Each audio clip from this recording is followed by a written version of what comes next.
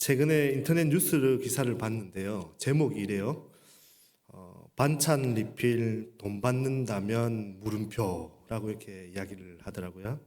제목만 봐도 어떤 내용인 줄 아시겠죠? 예. 어떻게 생각하십니까 혹시? 안 됩니까?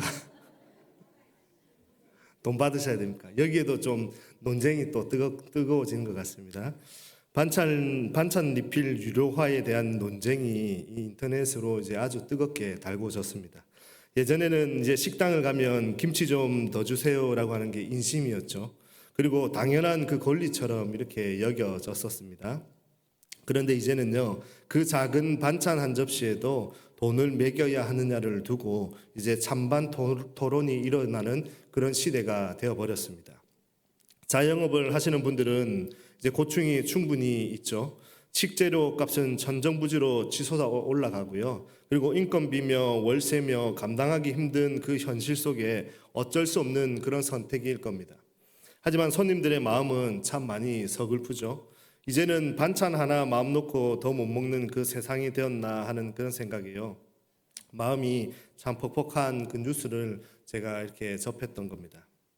이건 단지 이 반찬값 몇 푼의 그 문제가 아니라 우리가 평생으로 이제 살아오면서 당연하다라고 이렇게 믿어왔던 그 따뜻한 그 인심과 그 넉넉한 관계가 경제 논리 앞에 무너져 내리는 풍경을 우리는 마주하고 있기 때문에 더 슬펐습니다. 여기에 더해서 이제는 식당에 가도 사람 대신에 누가 있습니까? 차가운 기계 화면이 우리를 맞이해 줍니다. 뉴스에서는 이걸 가리켜 가지고 뭐라고 하냐면 디지털 고립이 부른 정서적 재난이라고 이렇게 표현을 하고 있습니다. 넉넉하던 반찬 인심은 사라지고 그리고 사람의 온기마저 기계로 대처되는 이 시대 속에서요. 우리는 마치 길 잃은 어린아이처럼 소외감을 느낄 때가 참 많이 있습니다. 이제 우리가 기댈 곳은 어디인지 변하지 않는 인심도 그리고 영원한 관계도 없다면 나는 무엇을 붙들고 살아가야 하는지 걱정이 되는 그런 시대에 지금 현재 우리가 머물러 있습니다. 우리가 이토록 서글픈 그 이유는요. 단지 이 김치 한 접시를 제공받지 못해서가 아니죠. 믿었던 세상의 그 따뜻함은 우리 안에 식어가고 있고 내가 알던 그 익숙한 질서들이 나를 외면하는 것 같고요. 그리고 내 영혼이 기댈 바닥이 사라지고 있기 때문에 그런 겁니다. 사방을 둘러봐도요, 온통 변하는 것들 뿐이죠. 심지어 내 몸조차 예전 같지 않은 게 지금 현실이지 않습니까? 어제까지 당연했던 그 건강이 오늘은 이제 건강의 그 이상 신호가 나타나기 시작을 합니다. 내 마음을 다 알아줄 것 같았던 그 주변의 지인들조차도요, 가끔은 낯선 장벽처럼 그렇게 느껴질 때가 참 많이 있습니다. 마치 안개가 자욱한 그 망망대해 위에 조그만한 그 조각배 하나를 띄워놓은 것처럼 우리는 어디에 닻을 내려야 할지 그리고 또 어디로 이제 노를 저어야 할지 모른 채 불안과 고독이라고 하는 그 파도에 밀려서 정처 없이 표류하는 그런 인생처럼 우리가 살아가고 있습니다. 사랑하는 성도 여러분, 어디 마음 편히 이곳은 안전하다라고 말할 수 있는 곳이 여러분 가운데 혹시 있으십니까? 누구에게 내 속마음을 다 털어놔도요, 끝까지 내 편이 되어줄 것이다 라고 확신하는 그런 관계들이 여러분들 가운데 있으십니까? 이렇게 우리가 흔들리는 이유는 우리가 약해서가 아니라 우리가 딛고 서 있는 이 바닥 자체가요, 끊임없이 흔들리는 그런 세상이기 때문입니다. 세상의 바닥이 흔들리면 그 위에 서 있는 우리의 마음은 자연스럽게 흔들릴 수밖에 없는 거죠. 이 흔들리는 마음을 누군가에게 털어놓으면요, 마음을 편안하게 가져라 라고 이렇게 이야기를 하죠. 그리고 긍정적으로 생각해라 라고 우리에게 이렇게 이야기를 합니다. 그렇게 쉽게 던진 그 위로가 오히려 우리를 더 외롭게 만들 때가 얼마나 많이 있습니까? 마음을 편하게 먹고 싶지 않은 사람이 어디 있겠습니까? 그리고 긍정적으로 생각하면 다 해결된다는 걸 누가 모르겠습니까? 문제는 내 의지보다 세상의 흔들림이 더 크고 내 결심보다 내 안에 그 불안이 더 시끄럽다라고 하는 데 있는 겁니다. 이 요동치는 그 마음 한가운데 다윗은요, 우리에게 이렇게 선포하는 겁니다. 한 번 더 말씀을 읽어보도록 하겠습니다. 시편 62편 1절입니다. 함께 읽겠습니다. 시작.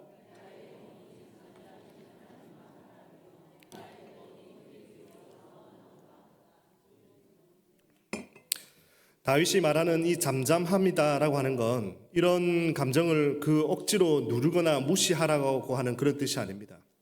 히브리어 원어를 보게 되면 이제 두미아라고 하는 그 단어를 사용하고 있는데 요동치지 않는 상태, 강력한 힘에 의해 붙잡혀서 고정된 상태를 의미하고 있습니다. 즉 이제 이 말은요, 아무것도 느끼지 말라라고 하는 뜻이 아니라 다른 것에 흔들리지 말라라고 하는 그런 의미입니다. 다윗의 인생을 한번 생각해 보십시오. 그는 왕이었지만 늘 자리에 앉아서 찬사를 받았던 그런 사람은 아니었습니다. 그의 인생은 도망치는 그 시간이 훨씬 더 길게 살았던 사람 아닙니까? 하루 이틀 피했다가 끝나는 그런 인생이 아니라 언제 잡혀 죽을지 모르는 그 불안 속에서 광야를 전전하면서 숨어 지내야 했던 삶이었습니다. 밤에는 잠을 자면서도 길을 세워야 했습니다. 그리고 낮에는 사람을 믿지 못한 채 주변을 늘 두루두루 살피며 그렇게 살았습니다. 사울 왕의 질투 때문에 광야를 전진할 때 그는 철저히 고립된 생활을 했습니다. 어제까지 충성맹세를 했던 부하들이 갑자기 등을 돌리는 그런 일들이 벌어졌습니다. 심지어 사랑하는 그 아들 압살롬이 반역하면서 아버지를 죽이겠다라고 쫓아오는 그런 일들까지 벌어졌습니다. 사람 때문에 마음이 무너지고 사람 때문에 생명의 위협을 느꼈던 것이 다윗의 그 일상이지 않습니까? 왕자에 앉아 있었지만 마음은 늘 안정되어 있지 않았습니다. 겉으로는 통제하고 있는 것처럼 보였지만 속에서는 언제 무너질지 모르는 불안과 긴장이 계속되고 있었던 게 바로 다윗의 일생이었습니다. 그는 누구보다 관계의 단절이 주는 그 공포를 잘 알고 있었던 사람이었죠. 그런 그가 자기 영혼을 향해 뭐라고 독백하고 있습니까? 잠잠하라라고 이렇게 독백하고 있는 겁니다. 이런 어려운 상황에 놓인 다윗의 이 고백이 이해가 가십니까? 다윗이 이런 기가 막힌 이런 상황 속에서 어떻게 이런 고백을 할 수 있을까를 생각해 보면요, 참 놀랍습니다. 다윗은 지금 모든 문제가 해결되어서 그리고 안락한 그 침실에서 차분하게 마음을 정리하면서 이 글을 쓴 것이 아닙니다. 오히려 가장 흔들릴 수밖에 없는 삶의 그 벼랑 끝에서 어쩌면 비명이라도 이렇게 지르고 싶었던 그 심정으로 이 고백을 꺼내놨는지도 모릅니다. 쫓기고 배신당하고 이 불안이 언제 끝날지 기약조차 할 수 없는 막막한 그 속에서 다윗이 선택을 했습니다. 누구를 찾아가서 하소연하며 해결해달라고 매달리는 대신에 흔들리는 자기 영혼을 향해서 나지막이 그러나 분명하게 그렇게 고백을 하고 있는 거죠. 여러분들의 그 삶은 요즘 어떠십니까? 막막하지 않으십니까? 빠르게 변하는 그 세상의 속도에 나만 낡아가는 것 같고 이제는 어디에도 쓸모있는 자리가 없는 것 같아서 문득문득 그냥 서운하면서도 두려움이 엄습할 때가 있지 않습니까? 세상은 앞서 나가는데 나만 제자리에서 멈춰서 있는 것 같은 그 지독한 소외감이 우리를 흔들 때 우리는 다윗의 이 고백을 우리의 것으로 삼아야 할 줄 믿습니다. 왜 그렇습니까? 불안이 내 인생의 결론을 내리도록 내버려 두지 않고 상실감이 우리를 잠식하게 두지 않는 비결이 바로 여기 있기 때문입니다. 그런데 사랑하는 성도 여러분, 우리 좀 더 솔직해져 보십시오. 이 말씀 우리 너무나도 잘 알고 있지 않습니까? 우리가 이 비결을 알면서도 왜 자꾸만 흔들리는 삶을 그렇게 살아가고 있습니까? 그건요, 우리가 무엇을 보느냐에 따라서 마음의 무게중심이 옮겨가기 때문입니다. 아무리 입술로 하나님을 믿는다라고 이렇게 말을 해도 우리의 시선이 온통 세상의 속도와 타인의 그 평가에만 머물러 있다면 우리 마음은요, 결코 조용해질 수 없다는 사실입니다. 결국 흔들리지 않는 자리에 서기 위해서는 내가 지금 무엇을 뚫어지게 쳐다보고 있는지를 우리 안에서 먼저 점검해 봐야 하는 겁니다. 지금 여러분의 시선은 혹시 어디를 향하고 있으십니까? 나를 불안하게 만드는 그 사람들의 말입니까? 아니면 나를 소외시키는 세상의 이 빠른 흐름입니까? 이제 그 시선을 이제는 돌려야 합니다. 성도 여러분, 우리가 이렇게 시선을 돌리는 것은 그저 마음을 추스리는 그런 정도가 아니라 이것은 요동치는 그 감정 위에 내 영혼을 못 박는 의지적인 선택이며 결단의 고백이 우리에게는 필요하다는 사실입니다. 여기서 아주 중요한 사실을 하나를 우리가 발견할 수 있죠. 우리 인생이 흔들리는 그 진짜 이유는 상황이 나빠서만이 아니라는 겁니다. 우리의 그 상황은요, 늘 변합니다. 좋아질 때도 있고 나빠질 때도 있고 그런 어려움 속에 놓여 있을 때가 참 많이 있습니다. 그러나 다윗은 그 불안한 그 상황 자체를 붙잡으려 하거나 상황이 바뀌기만을 기다리지 않고 있다는 겁니다. 그가 붙잡은 건 상황을 바꾸는 그 요령이 아니라 바로 그 영혼의 방향이었던 겁니다. 다윗의 그 인생은 상황이 달라지기 전에 먼저 마음의 방향이 달라졌습니다. 우리에게 정말로 필요한 것도 상황의 변화가 아니라 내 영혼이 어디를 바라보고 있느냐, 이것이 바뀌는 문제인 거죠. 시선이 계속 상황에 머물러 있으면 마음은요, 불안해질 수밖에 없습니다. 사람에게 머물러 있으면 우리 마음 안에는 상처만 남게 되는 겁니다. 그러나 시선이 하나님께 고정되면 상황은 여전히 불안해도 우리의 영혼은 무너지지 않는다는 사실입니다. 그래서 다윗의 이 고백은 단순히 그냥 읊조리는 것이 아니라 오늘을 살아가는 우리에게 던지는 분명한 도전을 우리에게 던져주고 있는 겁니다. 그렇다면 다윗은 도대체 무엇을 그렇게 분명히 붙잡고 있었기 때문에 이토록 당당할 수 있었을까요? 그가 흔들리지 않으려고 그토록 처절하게 붙든 건요, 과연 무엇이었을까요? 본문 1절은 바로 그 시선의 그 끝에서 무엇이 있어야 하는지를 우리에게 분명히 말해주고 있죠. 나의 영혼이 잠잠히 하나님만 바란다라고 이렇게 이야기합니다. 사랑하는 성도 여러분, 우리의 진짜 문제가 무엇인지 아십니까? 하나님을 바라보기는 하는데 하나님만 바라보지 않는다는 데 있는 겁니다. 우리는 하나님을 바라보면서도 동시에 등 뒤에서 들리는 사람들의 시선을 의식합니다. 기도의 자리에서는 하나님을 신뢰한다라고 고백을 하고 있지만 막상 문을 나서고 나면 내 안에 있는 그 통장의 잔고, 그리고 자녀의 성공 여부, 이런 것들을 더 든든한 진짜 요새처럼 붙잡으며 살아가는 게 우리의 모습입니다. 하나님이 내 인생의 유일한 안전장치가 아니라 여러 보험 중에 하나가 되어버리는 것이죠. 하지만 히브리어 원문을 보게 되면 다윗은 단호합니다. 하나님만이라고 하는 단어를 문장 맨 앞에 두면서 강조를 하고 있습니다. 이건요, 하나님도 계시니 다행이다라고 하는 적당한 그 안심이 아니라 내 인생의 다른 모든 가능성을 다 내려놓고 오직 하나님 한 분만을 내 삶의 최종 기준이자 마지막 보루로 삼겠다라고 하는 다윗의 결단인 겁니다.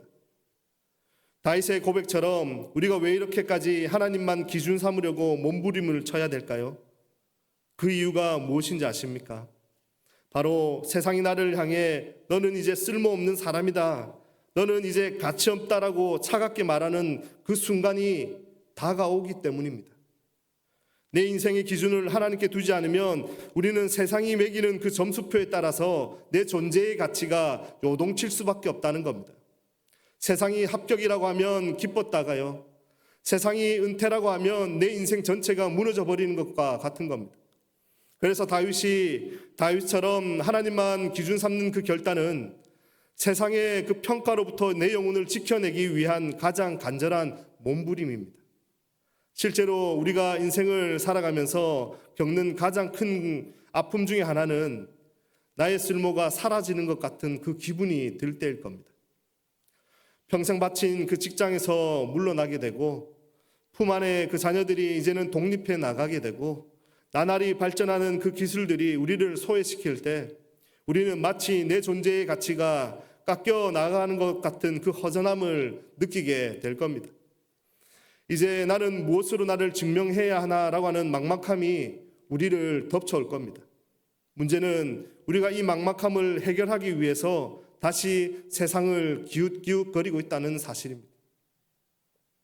어떻게든 내 쓸모를 다시 증명해 보이려고 애쓰고 사람들의 인정을 그 한 조각이라도 더 얻으려고 우리 스스로를 몸부림치면서 살아간다는 겁니다. 하지만 여러분, 세상은 결코 우리를 이 허전함에서 구원해 줄 수 없습니다.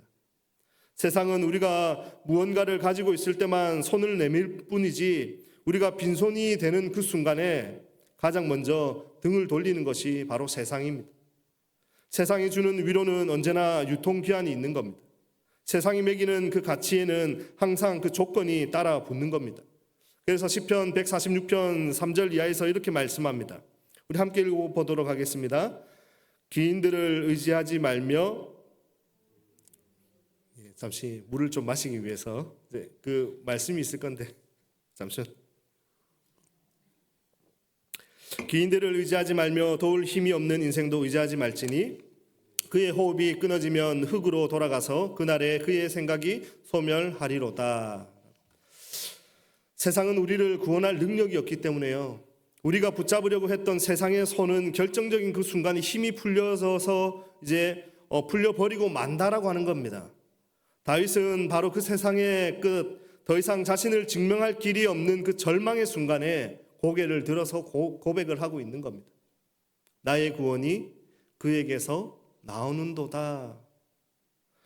이것은 나의 가치, 나의 생명, 내가 내일 다시 일어날 이유가 다 사람들의 그 인정이나 세상의 대우에 있는 것이 아니라 오직 하나님께만 있다라고 하는 그 고백입니다.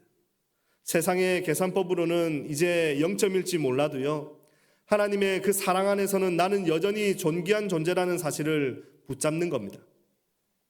세상의 그 기준은 변해도 우리를 붙드시는 하나님의 그 기준은 영원하다라고 하는 사실입니다.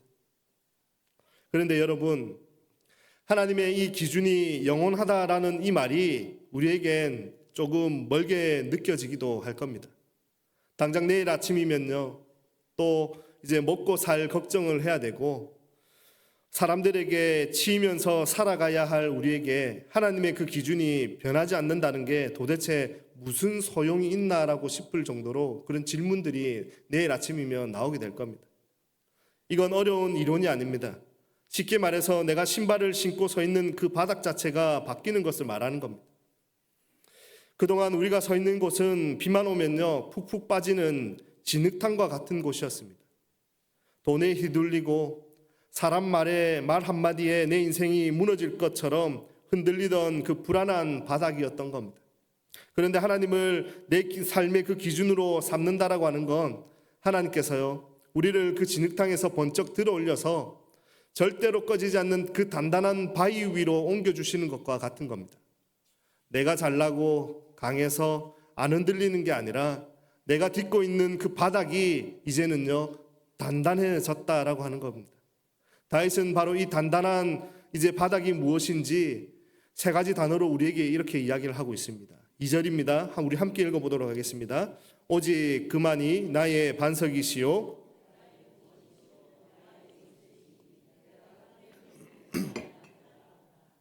반석, 구원, 요새라고 이렇게 말씀합니다.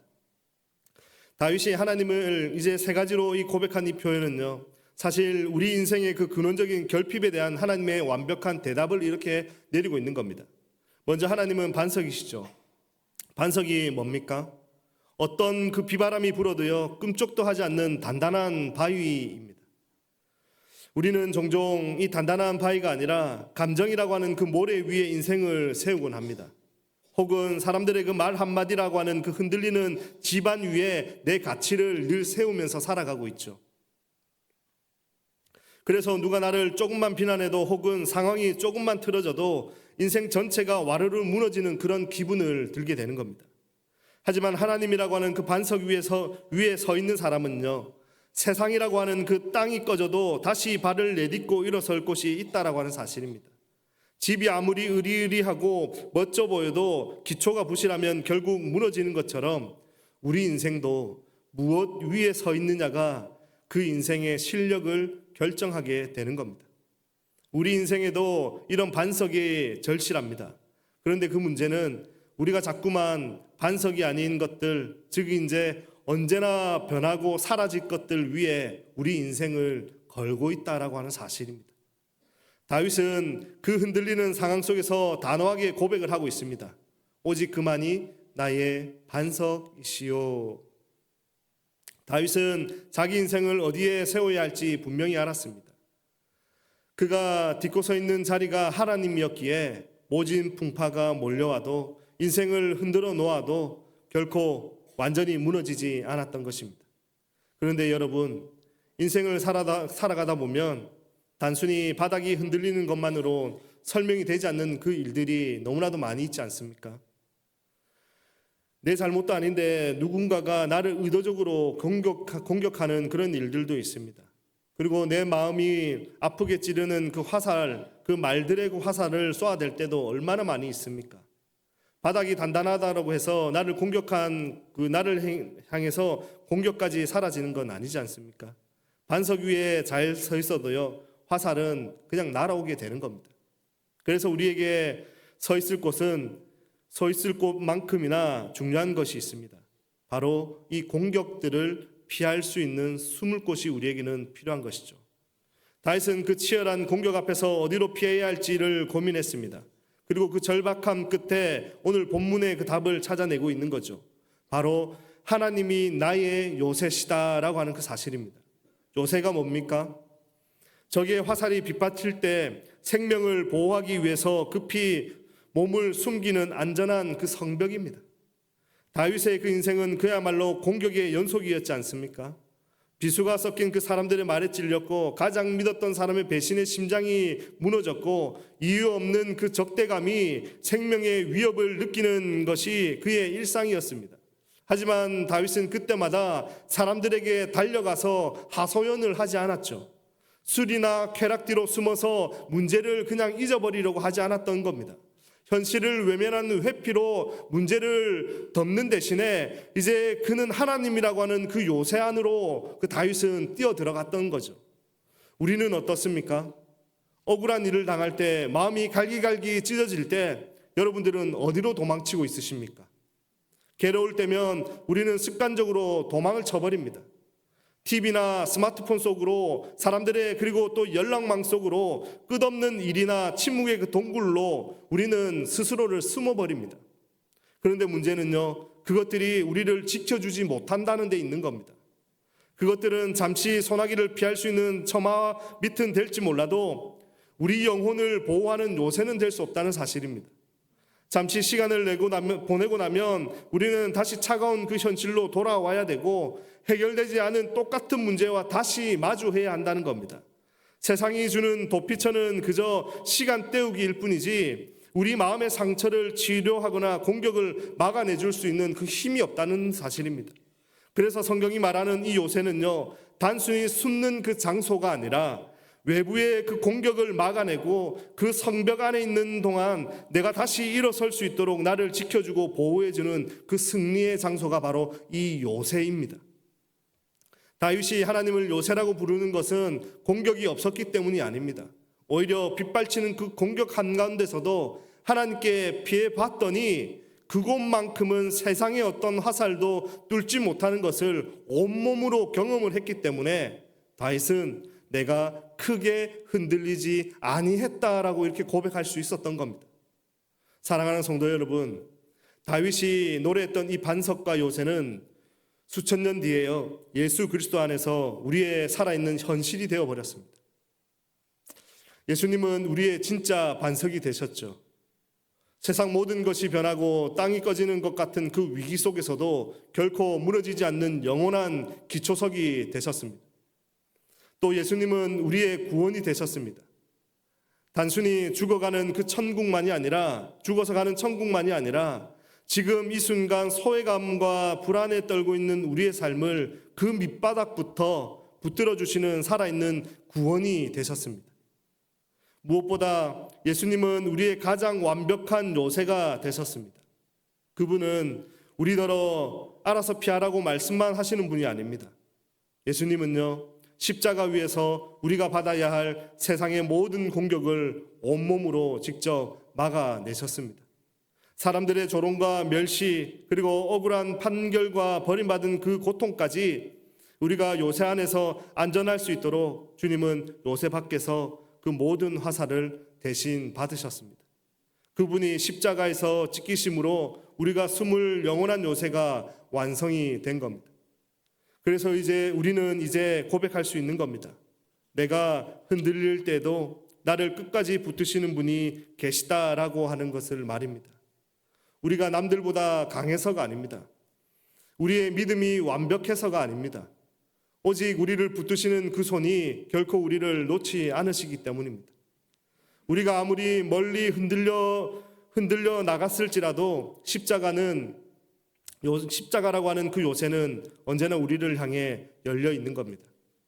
그 사랑이 있기에 우리는 오늘도 다시 돌아올 수 있다라고 하는 사실입니다. 인생이라고 하는 그 바다 위에서 우리는 늘 흔들리면서 살아갈 수밖에 없습니다. 항구에 정박해 있는 배를 한번 상상해 보십시오. 거센 파도가 치면요, 배는 사정없이 흔들리게 되는 겁니다. 겉으로 보기에는 금방이라도 뒤집히거나 먼 바다로 떠내려갈 것처럼 위태로워 보이죠. 하지만 그 배가 흔들리면서도 결코 떠내려가지 않는 그 이유는요, 배 위에서 누군가를 노를 저어서가 아닙니다.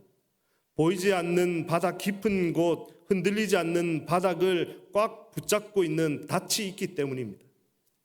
여러분은 평생 여러분의 그 힘으로 인생의 노를 저어보려 늘 애를 쓰면서 살아오셨을 겁니다. 내가 열심히 하면 안 흔들릴 줄 아셨을 겁니다. 취업을 하고 자녀를 키우고 건강을 지키면 인생이 그냥 평안하게 살아갈 줄 아셨을 겁니다. 하지만 파도가 치니까 내 팔 힘으로는 도저히 버틸 수 없음을 아마 깨달으셨을 겁니다. 이제 그 힘겨운 노를 이제 주님 앞에 내려놓으시길 소망합니다.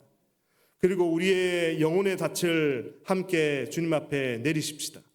우리가 붙잡고 있던 세상의 조건들은 파도가 세게 치면 줄이 끊어지기도 합니다. 하지만 하나님이라고 하는 그 닻은요, 우리 영혼의 가장 깊은 곳, 결코 변하지 않는 반석이신 예수 그리스도께 박혀 있다는 사실입니다. 성도 여러분, 파도가 칠 때 배가 흔들리는 건 지극히 자연스러운 일입니다. 그러니 내가 흔들린다고 해서 너무 자책하지 마십시오. 중요한 건 흔들림의 그 강도가 아니라 내 인생의 줄이 저 영원한 반석이신 하나님께 연결되어 있냐라고 하는 겁니다.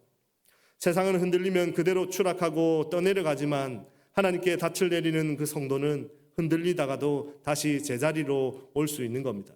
비바람이 불수록 그 닷줄은 팽팽해지고 우리를 더 단단하게 지켜줄 것입니다.